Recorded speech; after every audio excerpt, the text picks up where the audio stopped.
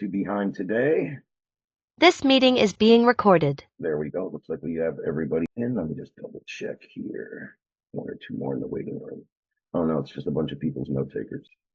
I have my own here, and I replay I post this call replay in our school community every Tuesday within a couple hours after the call. So it's just more distracting when I let everybody's bots in. So I'm just going to remove them here really, really quickly, and then we'll get started. I swear sometimes we get more of the people's AI's note takers showing up to the call than actual people nowadays. I guess that's the world we live in here in 2025. We are in an AI world. Hey, there's a real person. Okay, cool. Now we can get started. Great, guys. So this is the weekly DaaS Sales Workshop. Some of you guys know that are on here regularly. My area of expertise within the company has a lot to do with the sales, the marketing, more on the front end. This call and my area of expertise, and what I'm not the best at on my team is more the tech questions and support, which is why I have a whole team of tech and support guys, and we run multiple office hours and media buying workshops and all kinds of things geared around those, which are more toward the tech and support side. That doesn't mean if you guys have questions about that, you can't ask them on here, and I can do my best to answer, or I can send you the direct link or information of my team member to reach out to if somebody's better to help with that. I like to be able to answer all questions, but that's just not where I focus. My time is not inside the platform, building audiences and syncing to Facebook campaigns. That's just not what I do all day, guys. My area of expertise, again, is more on the sales, the marketing, getting conversations going. Once we have conversations going, can we actually move that forward to a closed deal? And then obviously the next step is fulfilling and delivering results to the client. I'm going to focus more on the front end of that stuff. So the first thing I'm going to share really quickly, I'm going to go over it super, super quick, and then I'm going to drop this link down in the chat here on the screen for all of you guys to have access to this. If you've never been to one of my workshops before, if you haven't seen this link yet or these resources, I'll be dropping them in the chat here momentarily. I just to kind of go over what this is really quick. So this is a quick little Google Doc that I put together with the resources you guys would need to build out a full sales process for your agency. Now, my sales process, really number 1 and 2 on this screen. 1 is going to be a document. Number 2 is a tutorial of me going over the document and elaborate on anything that I might not have put in, a short little definition or whatever on a document, but I wanted to explain in a little more depth. What I want to say really quickly about the sales process is that would be applicable to damn near any type of business or agency. Now, the way I've designed this with the resources, the verbiage is more towards selling data for obvious reasons. This is a DaaS Sales Workshop. But again, number 1 on my screen shows you a Google Doc of exactly how to build out the most effective sales processes. And I can say that through my experience, being the first sales rep on Audience Lab when we launched, to now growing a team and overseeing and managing a team of reps, closing over 10 million in high ticket deals myself on Zoom calls, and building 1 to 2 dozen other sales teams in multiple industries. I kind of have my finger on the pulse of what works, and definitely wanted to share it with all you guys, because the more you know, the more you can implement and get better results, right? So again, the first document just kind of lays out the whole strategy, game plan, timeline, expectations to build out your sales process. Number 2, I just go over that in a little video format, explaining stuff in more depth. Number 3 shows you guys some of our current emails, ads, messaging, LinkedIn outreach, what we're doing to land data clients day in and day out, week in and week out, etc. here at Audience Lab. Number 4 and 5 on my screen, guys, are the scripts I would recommend using for your sales process. You're going to see in number 1 and 2, when you go through that stuff, that I recommend a 2-call sales process. And what we see on average, about 60% of our deals close in a 2-call, 5 business day sales cycle. Now, will there be some 1-call closes or some that take 3 calls and 2 weeks to close? Heck yeah, but a good majority, about 60% of our deals, come in about a 5 business day sales cycle. It's always kind of good to know the sales cycle for your business, your industry, your product. We've probably all worked in niches and industries that have shorter sales cycles, longer sales cycles, depending on what we're selling in terms of the service, the complications or how complex it is, the price point, right? People are going to buy a $10 item, got to hit them up 10 times to buy from you, et cetera, et cetera. So again, number 4 and 5 are the scripts that I would recommend. We're going to go through those a little more on this call. Number 4 would be your triage call for your first call, your 15 or 20 minute call. And then number 5 would be for your actual sales call, demo call. strategy session, whatever you guys are calling them in your business. Number 6 is a great resource to use in your sales call or your demo call. And that's the pitch deck we put together in Canva that you guys can just download, make your own copy. And none of that is branded to Audience Lab, guys. We just gave you slides in there and a pitch deck that you can use in a sales demonstration, showing some case studies, showing how the in-market audiences work, showing how the super pitch works, and just a very baseline of how you can explain the not only like the technology and the deliverables, but more about the outcomes and the results they should see as well. Because if you think about it in sales, that's what we're usually selling. A lot of people try to sell deliverables or features when you should really be focused on outcomes and results. That's what people are actually buying when we think about it. You know what I mean? I would say when you go on a tropical vacation, nobody really cares about how you got there, the trip. They care about the destination, right? They want to see you having your tropical drinks on some sandy beach with clear blue water. No one cares if you flew, if you drove, if you swam there. Nobody cares, right? They care about the outcome of the destination, not the trip. Same thing in sales. They don't really care about your program or what gets you there. They care about what's it going to get me in the end. What's my result? What's my outcome? And I think, as we all know, if you look in human nature, there's always an aspect of what's in it for me. And you got to remember that when you're selling. It's not about what's in it for you, the business owner or the agency selling products. It's what's in it for the prospect, the consumer, and the buyer. So the more we can keep our sales geared around that, the better off we're all going to do. Number 7 is a little YouTube clip of me going more in depth about pixel pricing. And specifically within the description of that video, I give you guys our pixel calculator. By knowing a few things from your prospect or your potential client and entering them into the pixel calculator as I do in the video, and then you guys will have access to it, you can really kind of forecast the money left on the table just by simply knowing the amount of hits your client gets per month to their website, the average order value of the purchase price, the average conversion rate on their website. By knowing 3 or 4 basic metrics and plugging them in the calculator, we can kind of show them, hey, by not using our super pixel identity resolution, we're leaving about 40K on the month in sales each month. Like, that by not changing anything and by just installing this tool, we can probably generate another 40K in revenue. And they're going to be, holy shit, right? So, being able to show them. And then the last thing on my screen, guys, number 8, it's just about maybe 20 or so of my sales call recordings. So not only do I just talk the talk that, hey, I have closed deals, or I have been a sales rep, or I did, sell data. There's 20 calls of me doing it. So you guys can see how I handle calls, everything from the terminology and the verbiage I'm using, just how I pace it, sales cadence. I like to think some of the things that people that have got back to me, it's like, hey, I've watched your call, Ray, and this really helped me the most, was really getting the relational skills. So it feels like you're just having a conversation with the person and you're not actually there trying to pitch them or sell them. And it feels more like you're sitting there, getting to know somebody, getting acquainted or talking with a friend rather than you're on some other sales call. So I always like to say in my whole thought process with this whole document, but really number 1 and 2, building out this process, something I'm always thinking to myself is how can we stand out in the prospect journey, right? Everybody always talks about the great customer experience and the customer journey. And I'm not saying that's wrong. You should always be focusing on that. We do as well. But I always like to focus on the prospect journey, meaning when I have somebody, and you guys will see it if you watch some of my calls, we'll get on a call and toward the end or part of the way through or whatever, they'll be like, Ray, this is different than most calls. This doesn't feel forced, or it doesn't feel like you're salesy. You're definitely not reading from a script. Like, they can tell all that stuff, whether you guys think so or not. But when they come back saying, and I've got it, number of times, dude, this is the best sales call I've ever been on. You didn't feel like you pressured me, just all those things. I think those are great things that people can kind of watch a couple of those calls and pick up on and take out 1 or 2 things that I do and implement it in your sales process. So guys, really quickly, I'm going to go throw the link to this document in the chat right here on Zoom. If anybody doesn't yet have this, click on it, open it up, save it, star it, whatever you want to do with it. It's right there in the chat. I'm going to dive into a little more lesson, as I mentioned, going through some of the scripts and the frameworks. We'll talk about that some more. I don't really like the word scripts.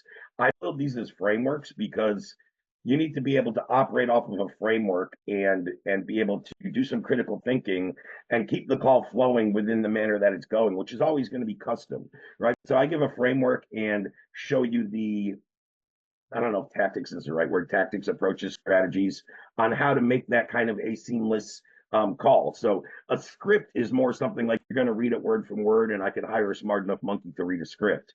But I think we all want to be able to have a natural, free-flowing conversation, and that happens when we learn the proper frameworks.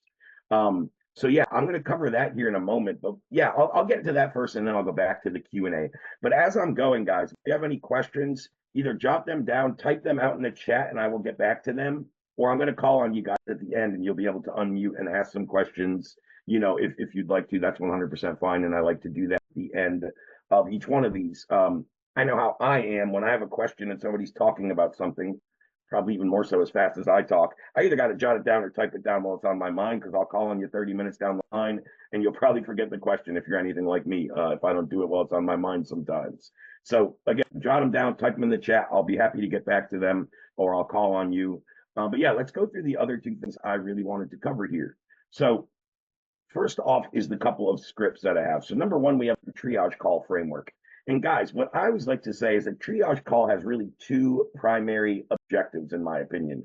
Number one is to make sure the person's a right fit, right? We're kind of feeling them out, trying to find out a little more about their business, what they're trying to accomplish, what they may have tried, what they're looking for in outcomes, that kind of stuff.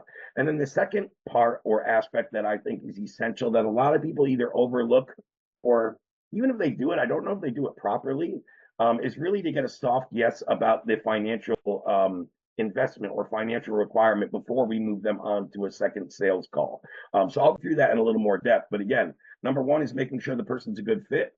As I always like to say, I always operate and build sales teams in a very ethical, integral, solution-based, operating in the prospect's best interest. So it shouldn't be pressure-based sales. It shouldn't be strong-arming people into buying something that they're going to feel bad about tomorrow. It should be helping somebody make a decision that ultimately is going to help them solve a problem, reach a goal. And as I always said, the best sales reps, and when I got really good at sales, was when I could hold somebody accountable to the words they said, to make a difficult decision that they ultimately would come back and thank me for 30, 60, 90 days down the road, right?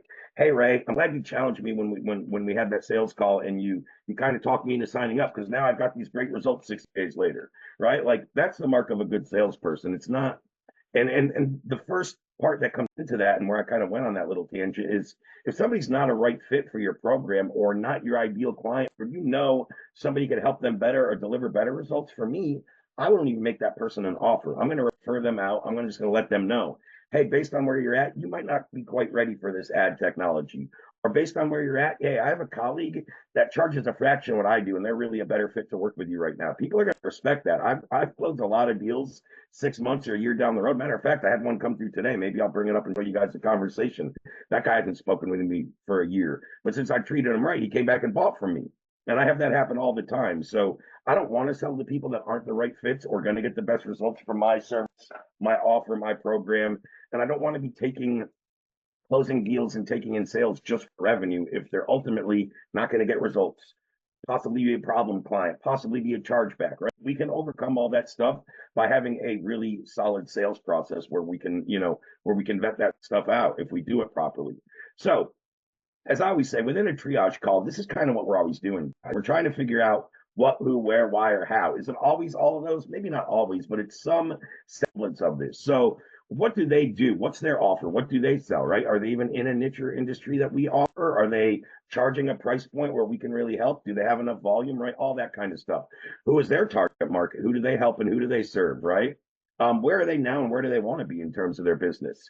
Now, with Audience Lab, we're mainly working with a lot of brands and advertisers, people trying to, drop cost per lead, drop cost per acquisition, increase ad profitability, get better results off email campaigns, et cetera, et cetera, et cetera. So it's really good to know where they're at now. Where do they want to be?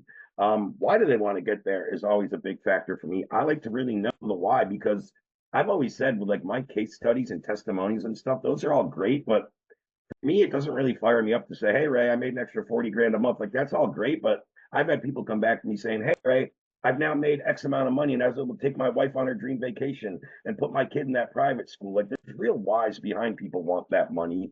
And that's what is cool when you help people like really achieve those goals that they can implement to their life and not just stack their bank account. So sure, stacking your bank account is great, but the impact we can make with that money in our clients' lives really is what fires me up personally. I can still remember one of my best case studies ever, this guy, Joe.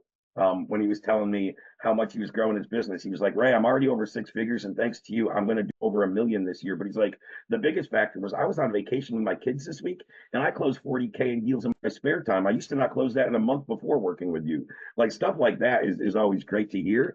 And we have that with almost every company. Their motivation isn't just revenue, generally speaking. It's revenue so we can reinvest, so we can grow, so we can hire, so we can market more, whatever it is. There's a why behind that, right?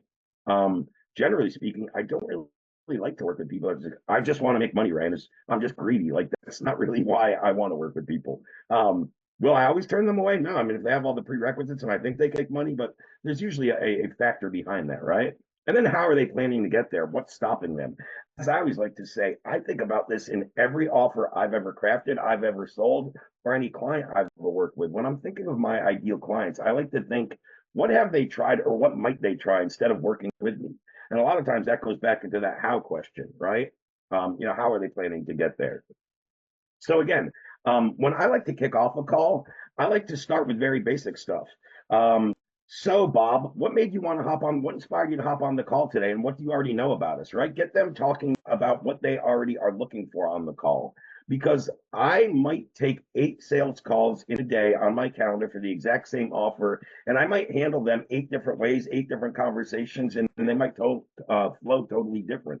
Because I want to run that call in the fashion or to handle the objectives that the person on the other end is looking for.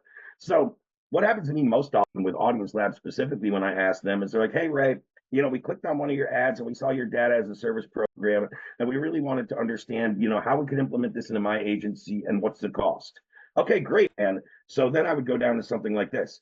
Awesome, man. So quite frankly, I'm not even sure we can help at this stage. So I'm going to be happy to dive into all that, how this would fit into your agency, price point, all that stuff. But can we just start off with a little more background information? I can really understand a little more about your business, Bob. That way, when we get toward the end of the call here in 10 or 15 minutes, I can really give you the most applicable recommendations and suggestions for your particular objective, right? And just handle the call custom to what they're looking for. Just because somebody says in the first question, hey, I want you to dive into this and price point, that's great. I'm going to be happy to do so. But let me just go through what I have to go through, ask a couple questions, make sure everything's kosher, and then I'll be happy to dive into that for you, Bob. Really, that's what I'm saying there, right? So these are just some good little, frameworks or word tracks to get familiar with that you guys should be using on calls so you can make sure that the prospect feels heard and we're really handling the call to cover what they want. I even say that sometimes. Hey, Bob, in a perfect world, we have 15, 20 minutes here. What would you like me to cover in the next 15 or 20 minutes? And what did you really want the outcome of this call to be? Right? And not a lot of people start calls that way, and it already gets them feeling like, okay, these guys are a little different, especially in a more sophisticated market that we're dealing with right now. A lot of our clients are jumping on a lot of sales calls with other competitors, other coaches, other agencies, other softwares, other AI solutions, right? So when they hop on with us, when they see the whole process is, these guys are different, this doesn't feel like all the other calls I've been on, and he's actually caring and asking about me, what I'm looking for, that's going to go a long way in, you building a bit of trust on that call. I mean, we've all heard the KLT acronym, right? Know, like, trust. If you don't have that minimum 2 of those 3 components, it's going to be really difficult for somebody to buy from you. Now, I like to forge all 3 with my prospects or my buyers and build a relational knowing one another. Obviously, build a bit of likability along with that, and ultimately, so they trust me when I make a decision, a recommendation, a suggestion at the end of the call. And if we're always honestly operating in the prospect's best interest and doing that very integral and solution based, they're going to know it and they're going to feel it. And what I've got to come the most out of that from like the prospect's perspective and the words they would say back to me is something like, well, no one's really recommended that before. That totally makes sense. How do I find out more? And then it's a smooth booking right into the next call or the next part of the sales process. And that's kind of what should be happening. So again, once we break the ice and we go through our couple little things, you guys will see on this document, everything in the bold is really what I would say in terms of like a script or what I might put quotes. Anything in the smaller lettering is just me explaining why that's in there and going through some examples, right? And you guys will want to click on these and go through these on your own time. But first, we want to gather intel. So we might want to know how much they're making a month, but I would never ask like that. Hey, Bob, how much are you making per month? It just feels very robotic and feels more like I'm interviewing the person, and we're just going to go back and forth a little 10K a month, right? And then on to the next question. So I might word it something like, hey, so tell me, Bob, what's the current monthly revenue in the business, and where would you like to see it, let's say in the next 90 days or so? right? And that helps me really pinpoint, hey, Ray, we're currently at 50K a month. Ideally, we'd love to be at 100K, but we just have some gaps in our process. And they start talking a little more than about what you just asked too, because this is more of an open-ended question than how much money are you making per month, right? Um, so yeah, this one actually was more about like an existing sales process, which actually I like to find out from a lot of my clients, right? Are they e-com people just sending people to an automated funnel with a checkout cart? Are they a full service based business booking in sales calls? Are they going out to the person's home and doing, estimates and demos? Like what's their sales process and what are they trying to do, right? Some of the things we're trying to find out. Now, they had told us in this instance where I was just kind of role playing, talking with Bob here, and his goals to be at 50 from 100K. So, kind of, what's your current game plan to increase that cash collected or the revenue? And guys, when I did this one, just to be very clear, I did this twofold because I was building out scripts for both Audience Lab as well as for people going into sales roles or sales training, or I should say closers. So a lot of times, like you might see to increase your close percentage, which wouldn't be a viable question you would ask to a business owner. But if you were talking to a sales rep that was closing at 5% and they really want to be closing at 20%, so that's some of the differences, just so you guys know. um, but yeah, they might answer something in this case like, hey, what's your current cash collected and where would you like to be? And they might say, well, as I mentioned, Ray, we're currently at about 50K and we're trying to get to 100K, but I feel like we've been stuck here for a while. And I feel like some of the big gaps in our process right now are effective marketing, and our cost per lead and cost per acquisition just seems to keep rising, but our sales keep staying the same, which means our ad profitably is being, our ad profitability is being significantly cut, right? A lot of people are looking for more profitable ads, which is a big component of Audience Lab, right? So I always like to ask them, great, so this is what you're trying to accomplish. This is what you think the gaps are, the problems are. Like, what have you already tried to solve that? And no matter what they say, I always like to come back with like two questions there. Okay, so we tried, Zoom Info, we tried a different data provider, whatever they tell me, doesn't matter. I'm going to say, hey, Bob, so what did you like about that? Okay, I see what you liked about it. On the flip side, why aren't you still using that? And what didn't you like about that? Right. And then they're going to tell me. So all this information is really going to transition into when I get to kind of the demo call, the second call, if once I understand if they're a good fit. But the more we know about what they've tried and really what they liked and what they didn't like about that, we can then highlight in our offer or in our pitch what really stands out, what is different from what they didn't like, why we double down on what they did like and we did even better perhaps, right? But it really helps them customize the pitch to what they're really looking for, things like that. So after we get through, and again, I kind of want to go through this quick so I can go through both documents and have time for a Q&A. But after we get through the gathering intel and figuring out the what, when, why, how, who, that aspect, the second aspect is the transition to the advisor, the next step. So doesn't really matter, guys, if you're a solo salesperson on your team, you're a solo agency and you're doing everything, or maybe you have multiple reps, you have somebody that handles triage calls, you have somebody that handles closing calls. That doesn't really matter too much here. I've done it both ways, whether I'm transitioning the call to myself or to somebody else is really, really no different. And it's all about kind of how you pre-frame it a little bit, right? When we start the call, I always say something like, hey, Bob, we have about 15 or 20 minutes here. In a perfect world, what would you like to see happen? And yada, yada, yada. You guys heard me say all that. So that way, when we're getting to the end, it's like, all right, Bob, based on everything we talked about here, we have about 5 minutes left. Is it cool if I give you some recommendations and suggestions based off everything we talked about?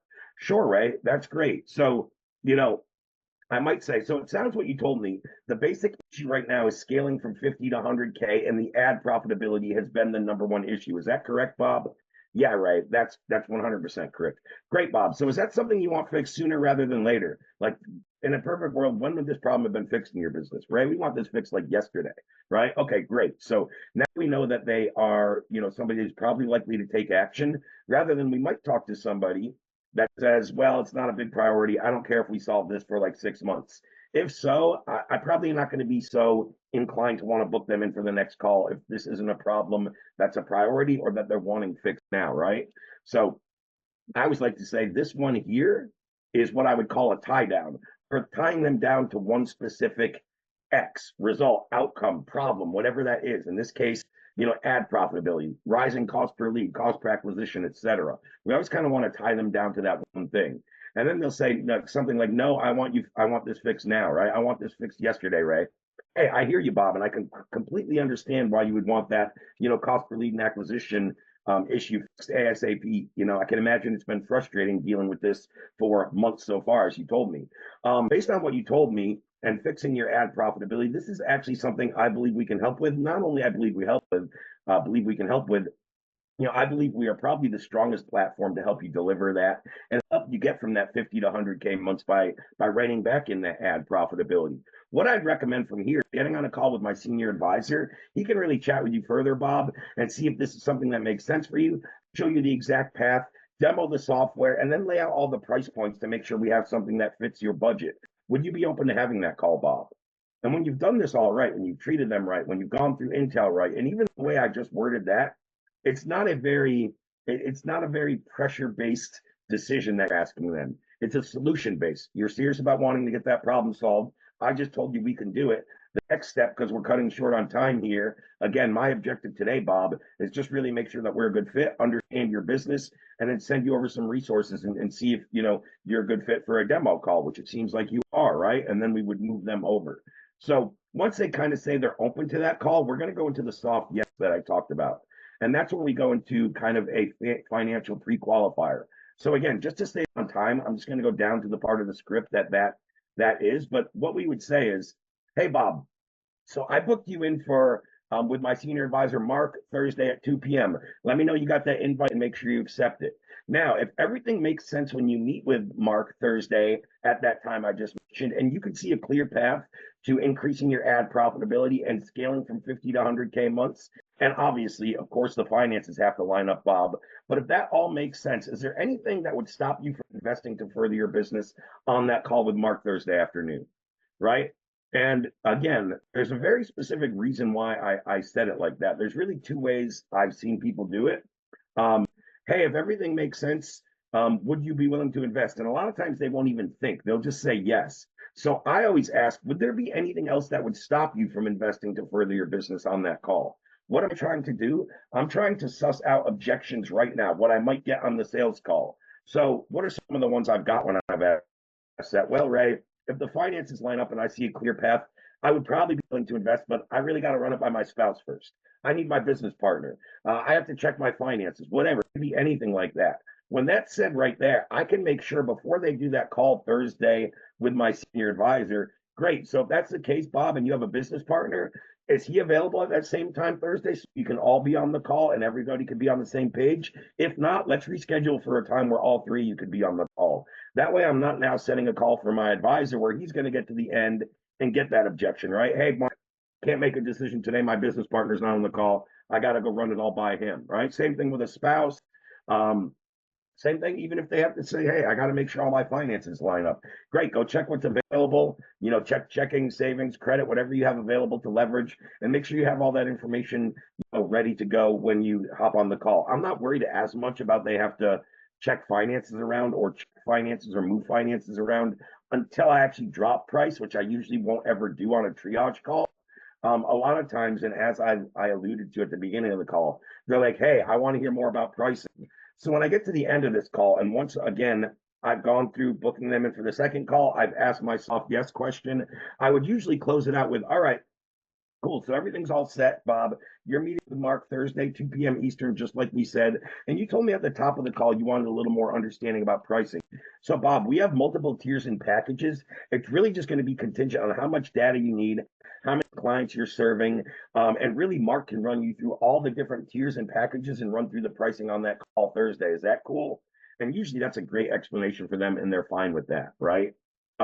Because I would be almost lying. I mean, I could tell them all the different tiers and all the different price points, but until we know exactly how many clients they're serving, how many lists they want, how many pixels they might want, how big of websites and how many visitors their clients have, it's really hard to quote a price anyway. So that's why I like to leave that for the rep to do and make that decision on the sales call. So there's a couple more things on here, but that's just a very good overview and a very good framework for a triage call. Now, the other one I'm going to bring up real quick before I go to the Q&A is let me bring up the more what we call the demo call or the sales call, right? And again, I usually personally like to use one of, if not a combination of these three things after a little icebreaker. So, an icebreaker on a call, right when you get on the call and I'm looking at you and Grady, I'm just saying your name. You don't have to reply here. You're just the first name I look down at. But let's say I was on the call with Grady. I might start off with an icebreaker. Hey Grady, whereabouts you calling from, right? And we'll shoot the shit about where we are, the weather, geography, sports teams, whatever, something local, something relational. You can kind of always relate to people in that sense, right? So break the ice, and then I usually get into my opening questions on a call would be something like this. Now, I might not go with this one again. I'm curious what inspired you to hop on the call. You know, it was a second call and it was already set, but it might be something like this. Hey, I saw you with Ray a couple of days ago and he set you up for this call and he told me what you ran through. But can you just reiterate, Bob, what do you hope to get out of this call and what do you already know about us, Audience Lab? Have you been through any of our videos? What do you know about our platform? And again, get them talking about what they want to come out of the call and what they already know about us. What does that really do for us? Now, I think we already know, and I already talked about like kind of understanding and having them say in their own words what they would like as an ideal outcome or the objective of the call. But getting them to tell what they know about us tells us a bit more about their sophistication level and how educated they are about our problem that we solve, the solution that we offer, and the results or outcomes that should be achieved or that we can likely see, right? Usually, all of our educating resources are going to be problem based. I would say that's to your less sophisticated audience. We first want to bring up the big problem we solve. Hey, with rising ad costs and lower profitability, what if I could show you a way without changing your creative to just lower your cost per lead and cost per acquisition? That would be kind of a problem based post where I would just start talking about, or a problem based email, whatever it is, doesn't have to be a post, a problem based topic that I could write or talk about that would, again, get them more. Sometimes I just want to make people problem aware, right? They weren't even aware that, hey, I can actually lower my costs without having to create a bunch of new creative just by better targeting. I didn't even know that was a thing. And then we start talking about the solution, right? The way we go about this and the solution is having a database with in market first party intent based data that we can build you custom links, a custom list that we loop right into your ad manager. We totally eliminate or circumvent, pardon my French, Bob, Facebook's kind of crappy targeting parameters, right? So stronger quality, run your creative right to them, and almost overnight, we should see your cost per lead and acquisition drop. And then we talk about the results and the outcomes. On average, Bob, we usually see a drop in about 25 to 40% in the cost per lead and acquisition by changing nothing else but the targeting and embedding our data into those campaigns, right? So again, talking about all those things, and I'm going to have a good understanding of what I need to discuss, or again, what I just said. Do I have to, like, this prospect? Hey, Ray, I know nothing about you, and I've watched no resources. Number one, that shouldn't happen by the time they're on a second call. Might happen before a first call, but definitely shouldn't happen before a second call. One of the things I didn't go over because I was trying to kind of get through it quickly on the triage that you guys will see if you have it open or whenever you go through it on your own time is I assign homework within there. And you're going to see that within the seller resources, number 1 and 2. You're going to see 1 or 2 times we're going to send resources or homework in the sales process. And what does that aim to do? It's aimed to educate and get them a little more sophisticated. So each part of your sales process, whether it's from your first message to a triage call to a second call with a resource in between, it should be building them up in terms of how sophisticated or educated they are about the problem you solve, the solutions you offer, the results and outcomes you achieve. And we probably all know, if you've sold anything in the past, you can agree with me on this.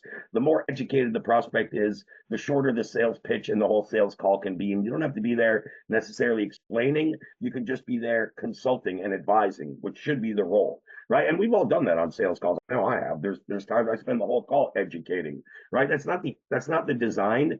And the more we can do that through automated assets and through our sales process by sending over a resource or two in the process, the better. So we can really spend our time hearing them, listening to them, and advising and consulting and giving them recommendations and suggestions that help them hit to their goals. So, right, they're going to say whatever they say when I ask them, what are you hoping to get out of the call? What do you know about us? Okay, great, Bob. I'll make sure we cover that in just a little bit.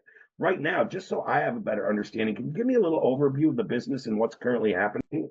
Right, so you can ask it like that, or you can just start with, hey, Bob, I know you already explained this to Ray a little bit, so I want to keep this short.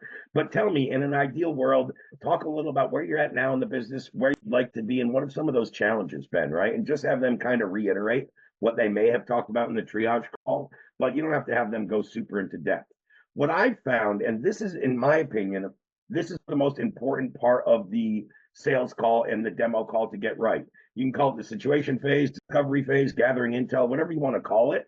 But there's usually somewhere between 6 or 8 pieces of data in almost every offer and every script I've built, going into dozens and dozens. I stopped counting at 26 different niches and industries I built these scripts out for. I don't even know how many now. But generally speaking, there's almost always about 6 to 8 data points. What I would call these, where you see the hash mark. In this case, what do I have? 4, 5, 6, 7 data points. And these are the main questions we should be asking. So in this case, it might be something like, hey, who do you serve and what's your expertise? Or maybe the second part of this, who do you serve and what do you charge for your services? Okay, man. So you serve roofers and plumbers and you charge about 2K for your services. That's great, man. So tell me, how long have you been running this offer and how many clients are you currently working with, Bob? Well, we've been running this business and this offer, Ray, about 2 years, and we currently have 17 clients. Excellent, excellent. You're already established and you have a decent client base. That's great, Bob. Let me ask you, how many would you like to be? Or maybe more specifically, how many can you guys take on or handle at once? Right. And the reason I ask that is we all know, especially dealing with agencies, a lot of people get stuck in fulfillment and they're like, Ray, I'd love to handle another 20 clients, but realistically, I probably can't fulfill more than 5 this month. Right. So I want to have a realistic conversation, right? Not only how many would you like to be, but how many can you really handle? And get them thinking about that a little bit, no matter what they say there. Well, Ray, I told you we're currently working 17. Ideally, we'd like to be working with 30. So, we want to add on, I'm not going to say double, but close to doubling, the amount of clients we're currently working with. And actually, we've been spending a lot of time within the last few months building the infrastructure. I think we can totally fulfill 30 pretty easily without, putting on too much bandwidth or too much stress on us. Okay, that's awesome, Bob. That's good to know. I really think that we can probably help you get to those extra 13 clients, but I'm not quite sure yet. Cool if I ask you a couple more questions?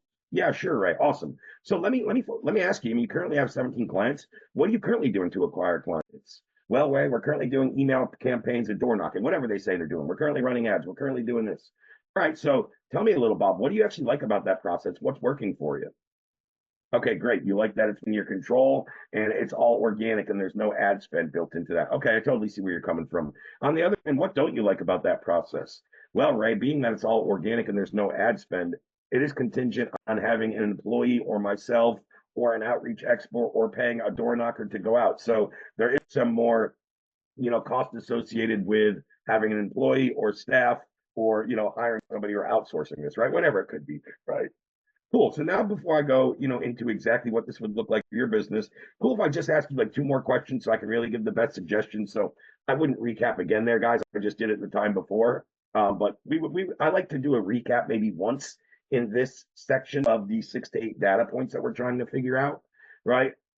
So great. So based on what we've discussed so far and the ad technology, are you looking at using this for yourself or your clients? Because you told me, Bob, that you're doing mostly door knocking and organic outreach, but it sounds like you're running campaigns for your clients. So which one is it? Yeah, Ray, I'm looking to deliver better results and get the ad cost down for my clients. We're currently not running any ads for our own agency, right? I just want to have a better understanding of that myself.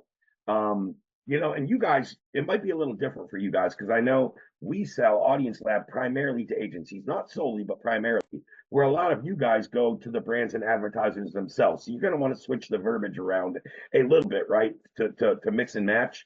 I was just showing you how I first designed this for our sales teams and the questions we were asking. Most of these are still going to be applicable. I might just reword them, slightly, right? And he's going to say right there, okay, his clients, right? Okay, that makes sense. So for clients, because you're trying to lower their cost of lead acquisition and deliver better results, right? Um, et cetera, et cetera, et cetera. The one thing that we need to know if they say they're looking for this themselves, and again, not relevant in the example I just did, but will be much more relevant when you're speaking to the individual brands or advertisers themselves. I like to try to get a few of their core, what I call MTM, metrics that matter. Hey, Bob, so I can have a better understanding of how our ad tech will work for you. Do you know kind of how many orders we're getting per month, your average order value, your conversion or close percentage, how many monthly visitors? So you guys should be figuring out what 4 or 5 kind of criteria or metrics that you need to ask, because the more we know about this, and a lot of times they won't show up on the call with this. So sometimes you may have to do a little research for them. You may have to reach back out to them later that day, what have you, and things like that. Not that I ever want to, do that with a sales call. We want to get as much buttoned up or closed on that call. But it's really doing yourself a disservice to try to pitch a service or a solution or a program or a package when we don't know some of these metrics and if we can really help. So being more specific. So what's highlighted on each one of these in the little kind of beige highlighting? Introduction, right? Break the ice and do an intro. Situation. What I tell everybody that's going to kind of mimic this and build this into their own sales process, first thing to get really familiar with and hold yourself to is just trying to get all of these highlighted areas. Make sure we're doing all those and we're doing those in sequential order. And then we're going to want to get better at each one of those individual attributes or aspects individually. So we start off with an introduction, we dive in solution, and then we dive into the problem. Now, normally they would have already talked about the problem a little either in the triage call or earlier in this call as we're going through the situation when we ask what they've tried, what they liked about that, what they didn't, right? But why I say this here is sometimes we just want to go in a little deeper. A lot of times when we speak to prospects or clients on calls, we're going to get what's called root or symptom or surface level problems, but we want to get to the root or the real problem, right? So sometimes like we know the problem in this case with Bob is wanting to increase ad profitability and lower the cost per lead and acquisition, right? So what do you think is causing this problem? How long has it been a problem, and how long have you been looking for a solution to that problem? Hey, what is the impact if you don't get this problem solved on you either personally or professionally? So getting them talking about that stuff is really, really good. And then the one thing I think I do a lot different here, I don't want to say there's right or wrong because there's not. There's multiple ways we can run a sales call and we can still close the deal, whether we've done it, again, air quotes, right or wrong. But one thing I found that works a lot better is what a lot of sales reps will do, and a lot of the frameworks, a lot of the other sales trainers or gurus out there will tell you, hey, once you're on the second call and you've assessed their situation or you've dove into discovery and they're the perfect fit, once you've dove into the problem and maybe even a little deeper, got down to the real or the root problem, and you know that you're fit to help them, you dive right into talking about your solution, which again, not right or wrong. I'm not saying you can't do that, but I like to do this first. I like to dive in and say, hey, Bob, in a perfect world, what does an ideal solution look like for you? And get them talking about that. So one, the more sophisticated clients and prospects you speak with, they're going to be able to answer this pretty easily. The only way this can ever so-called backfire, which it's not actually backfiring, I'll show you how I go about it, is sometimes when I say this to a prospect, hey, Bob, if you're to work with, a data provider, ultimately to lower your cost per lead acquisition, increase your ad profitability, what does an ideal solution look like to you? And they may say something like, well, Ray, I've never worked with a data provider and I'm really not sure. I mean, you're the expert. So you're going to have to tell me what it looks like. Hey, I totally get where you're coming from, Bob. Let me rephrase the question. Close your eyes for a minute. And let's say everything's running optimally. You sign up with me today. You get this awesome data, and we embed it into your clients' campaigns. Close your eyes and tell me the way you envision it. What's changed 60 or 90 days down the road? And they're going to say, my cost per lead per client has gone from $26 to $20. My ad profitability, and they're going to start to tell you some of the results that they're hoping to see. The reason I say it's really valuable, in my opinion, to ask this question is generally speaking for me, I take the answer to this and it goes into how I customize the pitch.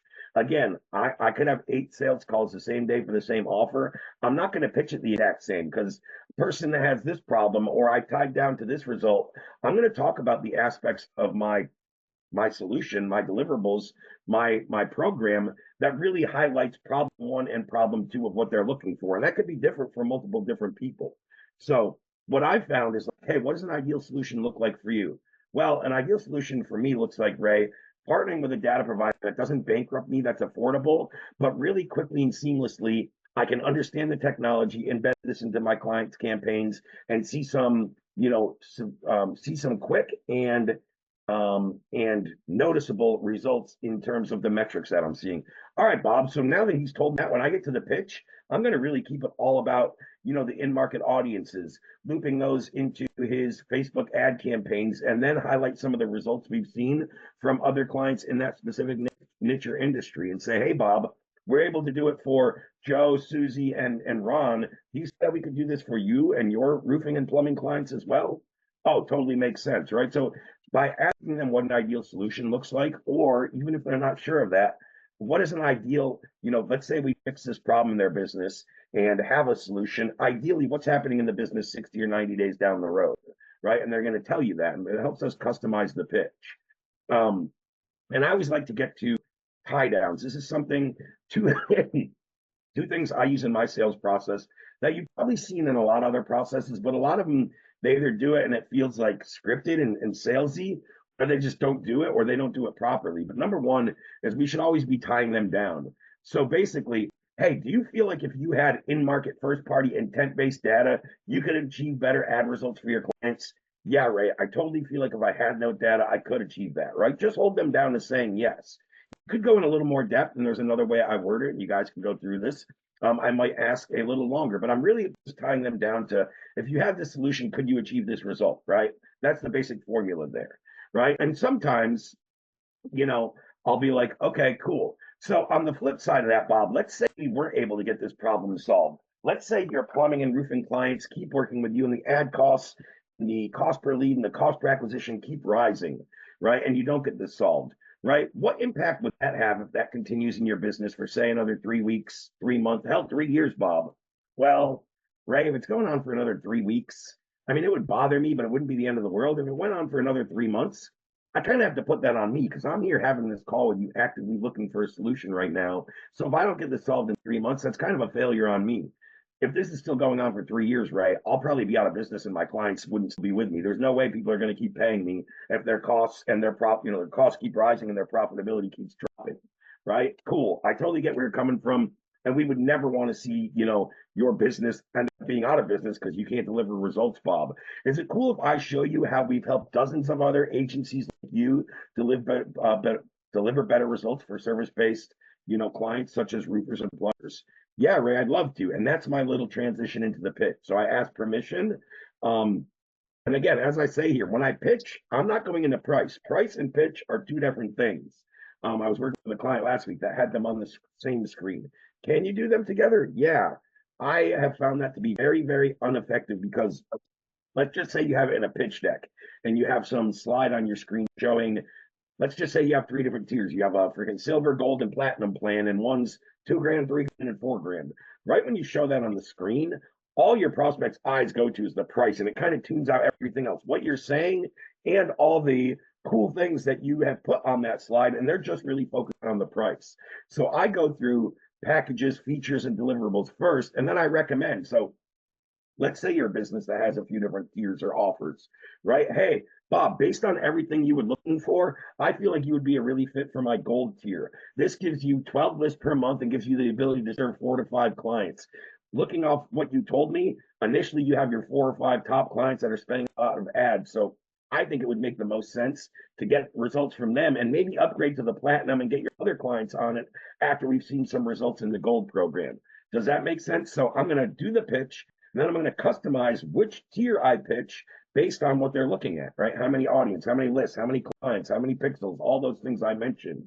So we should kind of be customizing and recommending or suggesting our pitch, kind of like a doctor, right? When a doctor prescribes something and he's the expert, you don't say, no, doc, I'm not going to take this prescription, right? You kind of take their prescription, you walk out and you go fill it because they've walked you through the diagnosis. They've given you the recommendations and suggestions and said, hey, this is the best medicine to get rid of that antibiotic or the best antibiotic to get rid of that, bacterial infection, whatever it is. You don't think twice about it. You go fill the prescription, you go home and take the medicine. Very similar on a sales call. You should be, again, diagnosing where they're at and then recommending the best suggestions and recommendations to help them get them to your goals and the best package that you have available. Does that always mean the highest dollar package? Hell no, it doesn't always mean that. It means that when you're on with a whale client that can afford it and that has dozens of clients that they're going to use this for, yeah, I'm going to pitch the platinum to that guy. But Bob only working with 17 clients, only having 5 clients that are really, spending a good deal on ad spend and that we're looking to implement the data for right away, I might start with the gold package because that has everything he needs, right? So once I've gone through that, I go into what I call the temp check. So we probably all heard this on sales calls, but you probably heard it in a number of different ways. So I like to say, okay, great. So basically everything we talked about today, finances aside, because obviously that has to line up, Bob, and I'm about to lay those out for you. But in terms of what I've broken down with our platform, with how we would get these results and what you can expect to see for the outcomes for your clients on a scale of say 1 to 10, Bob, 1, Ray, you're ugly, let's hang up now. 10, I need this embedded in my business yesterday. Where do you kind of fall on that spectrum, right? And that's what we call a temp check.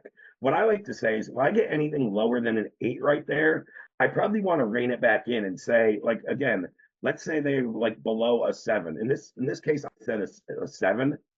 Maybe I've just upped my standards. I'm more of an 8, but a 7 is fine. 7, 8, there's not, doesn't really, it's apples to apples in that case. It's not really too much different. But if they're below whatever that number is that I'm not really satisfied with, I'm going to ask them something like, okay, Bob, so you're a 7. I see where you're coming from. Let me ask you, what makes you a 7 and not a 5, right? And that's going to get them talking about what they liked about your platform. And then I would say, okay, so you're a 7 out of 10. Let me ask you, is there anything I didn't include or anything that's missing from what we talked about that would have you closer to an 8 or a 9 or a 10?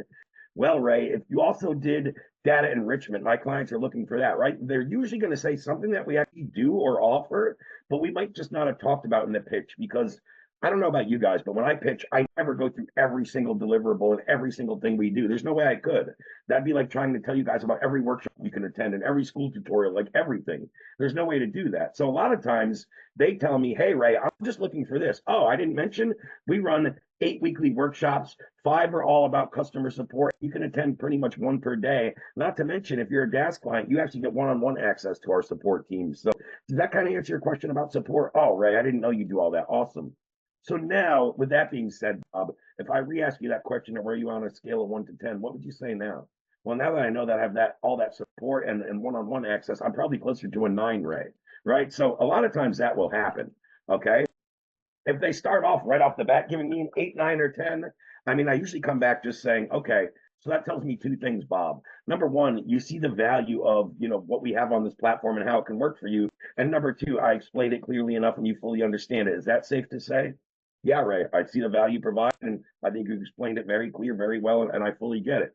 Okay, great. So that being said, Bob, the last part is just the investment, and that's it, right? So, the best part is in order to achieve, lower cost per lead, lower cost per acquisition, and higher profitability for those top 5 clients, and start with our gold package today, and never have to worry about possibly going out of business again in the next 3 years because we're not delivering results. It's just 2,500 to get started. As long as that lines up, we accept credit or debit. What works best for you? And I literally just assumed the sale. I was going over this with a private client I was doing a one-on-one coaching with last week, just in a sales piece. And I was talking about this, and he's like, does that ever actually work, Ray? And I logged it through 100 calls where I did the assumed close. And 12% of the time, 12 out of 100 people, just when I did that, they're like, hey, Ray, it's visa number 1, 2. They just pulled out their card and started reading it off to me.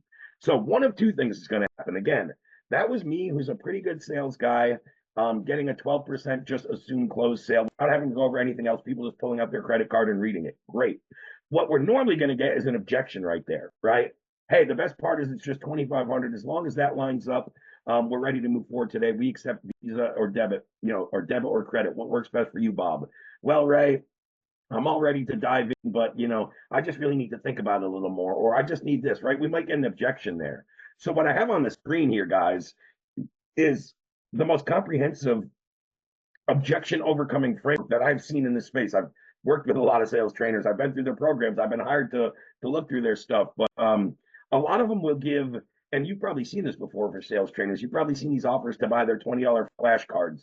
Any objection, you just flip it over and read the back. But those are all predetermined objections, right? If they say this, you say this. You need to know how to critically think and come up with your own overcoming objections verbiage, terminology that is custom to you, not just some scripted thing you read off a flashcard. As much as those can be helpful to understand, in implementation, if you just read the answer to somebody's overcoming, I need to think about it right on a flashcard, 9 out of 10 times it's going to lead to another objection. It's not really going to solve it. So our AAA framework is very quickly to acknowledge, to agree, and to ask and isolate the issue and tie it down. So it might be something like, hey, Ray, I'd love to get started today, and that price does kind of line up, but I've been burned by another data provider in the past, so I'm a little hesitant. And I would say, hey, Bob, I totally get where you're coming from. There are a lot of data providers out there, and unfortunately, there's a lot that overpromise and underdeliver. But do you see how what I went through on our platform with all the features, more so the historical accuracy and the match rates that we offer within the Audience Lab platform? Do you see how we differ from some of those other data providers in that last one you worked with?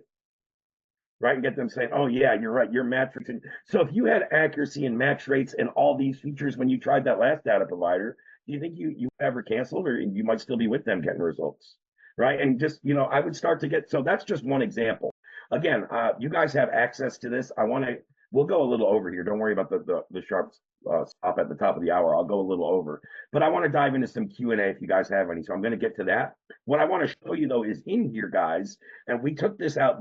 Everything below here is transcripts from calls that either myself or my business partner Jesse first took before we even had a sales team, when we were just closing the deals. And we just want to show you how we use this framework and the actual transcript between us and the prospect for each objection. So this was the partner spouse objection. This is how this whole call went from there. This is, hey Ray, poor timing. Now's not the right timing. This is how the conversation went. This is, hey, I've been burned by another program, or I'm currently paying another provider, whatever, something like that. Right. So pretty much everyone you could think, I don't trust you, I need to think about it. I consider that the same objection. It really is. They're not going to say I don't trust you, but when they say, hey Ray, I need to think about it, that's telling me that they don't trust me enough to make a decision today on this call. Right. So but again, there's a transcript, and what we should be driving them down to, the only objection I ever want to get and where we want to drive every sales call is just to price. As long as we can tie it down to price and then make it make sense for them today, whether that's financing, whether that's a payment plan, whether that's taking a deposit, taking the rest of the payment next week, whatever. That is the easiest one to overcome, in my opinion, and that's what we always want to drive it to. So, guys, all that stuff is within the script I shared. That went a little longer than I thought. Sorry about that.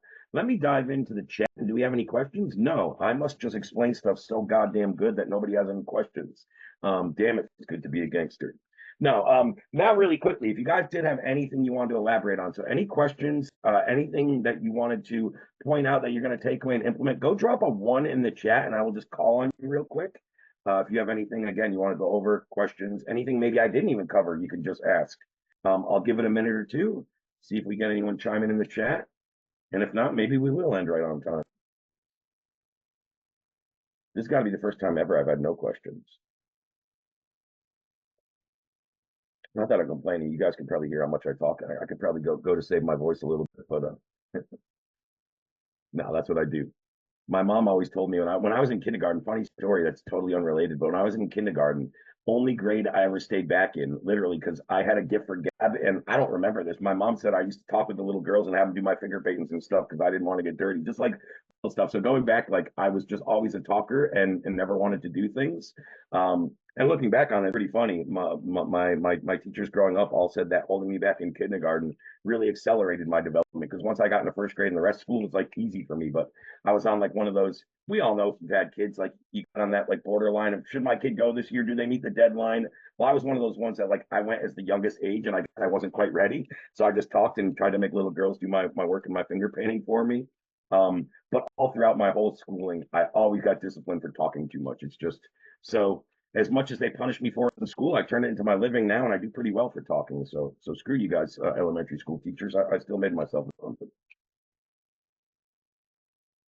Ray, here's a chat I just saw, and thanks for it. Okay, cool. Well, thank you, Grady. And it appears that nobody has any questions. That's great. You guys have access to all the resources there. Everything I went over today is just on that first doc that I shared. And if anybody joined late, I know I admitted a few people late. So the main document that I covered today, guys, or any of the scripts you saw me covering, the triage framework, the sales call framework, those were all on this document, my seller resources doc. So if you either joined late today or you've never got that in the past, the final comment there in Zoom right now, you can click on that and go get that sheet, and all the scripts and everything I covered are right on that one document there. Kirsten, when getting familiar with the data and capabilities of LA, do you recommend going through the courses in order? No, that's a really good question. So recommend getting, so, and just so I understand, Kirsten, are you more talking about how to go fulfill and execute on like building the audiences, or are you more talking about like getting familiar with understanding how to go talk about it and sell it? Is it more about the fulfillment or just? Yeah, more about the fulfillment. Like there's a ton of content, there's a ton of courses. It feels a bit overwhelming. So if you recommend an order, that's what I'll do. But if you're like, no, you should prioritize maybe this course and this lesson over some others, that would be great insight. Sure. And really quickly, I don't know if I've seen you on these workshops before. Are you relatively newer into our company here? Did you just enroll recently? I enrolled, I think, last Tuesday, Wednesday. And do you happen to know, just off the top of your head, if not, that's cool, do you know what program or tier you enrolled in? What package? Incubator. Incubator. Okay, so you don't have access to quite the amount of one-on-one calls and support as all of our DaaS, which is fine. And that's why I wanted to ask, just so I can give you the best answer for your resources. So basically, you are in the private school community, yes? Right. Cool. So within here, this is what I would recommend, especially about the fulfillment and the audience building. This is where I recommend almost everybody start, regardless of what tier you're in. You just have access to a little more support. So when you go to getting started with Audience Lab, this tutorial, the three specifically, building your audience, building custom audiences, and testing audiences. Those are the three specifically I would get familiar with. And myself, when I first started, I'll be honest, they were a little different then, and I'm a co-owner, but I went through these things 3 or 4 times until I had it down. I did it once, and Adam's just he's too smart for me. All right, there's no other way to put it. The way he explains stuff and how quick he goes through, especially the techie stuff, I'm okay with tech, but I'm nowhere near his level of understanding when it comes to all the tech and capability. So for me, I'm a little dumber than him.